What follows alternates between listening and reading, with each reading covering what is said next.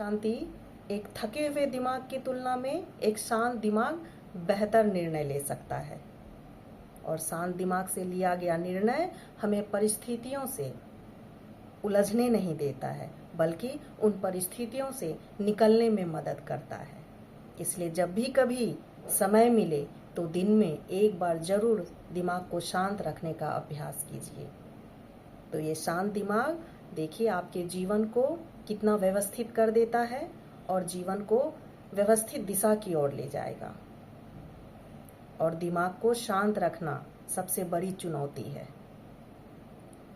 ये शांत दिमाग ही हमें निर्णय लेने में बेहतर बनाता है और हम निर्णय को सोच समझ के ले सकते हैं।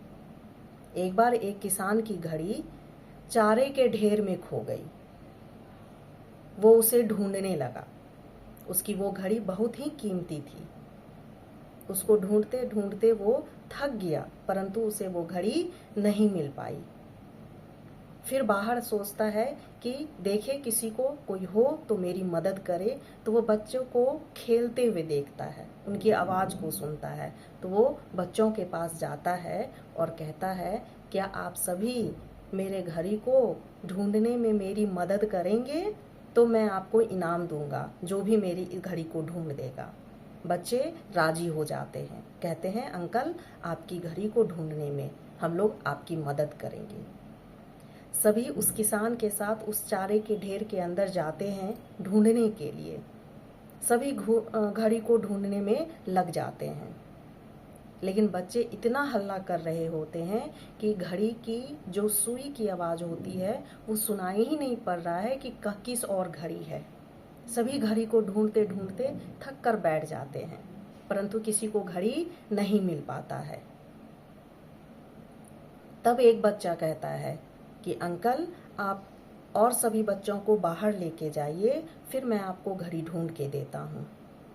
उस किसान को अपनी कीमती घड़ी चाहिए थी। वो उनकी बातों को मानकर बच्चों को बाहर लेके चले जाता है और वो शांत दिमाग से घड़ी की सुई की आवाज को सुनने की कोशिश करता है कि घड़ी की आवाज की किस दिशा से आ रही है।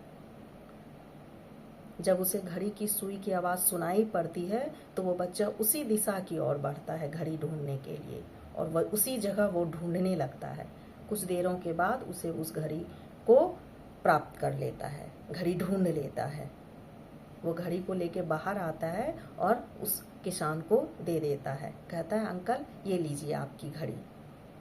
वो किसान उसे इनाम भी देता है, परंतु सवाल पूछता है कि तुम्हें बताओ ये घड़ी कैसे मिली।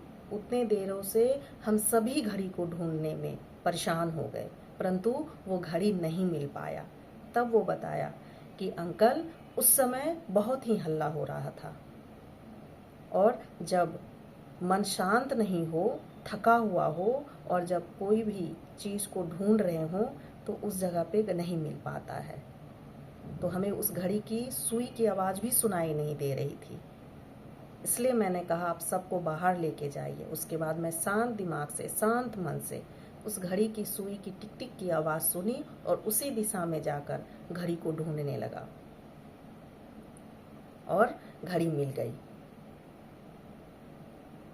तो इससे हमें यही शिक्षा मिलती है कि हमारे जीवन में भी बहुत बार हम अशांत मन, थके हुए मन से, परेशान मन से निर्णय ले लेते हैं और अपने ही निर्णय में फंस जाते हैं और बाद में पछताते हैं क्या निर्णय सही है, गलत है।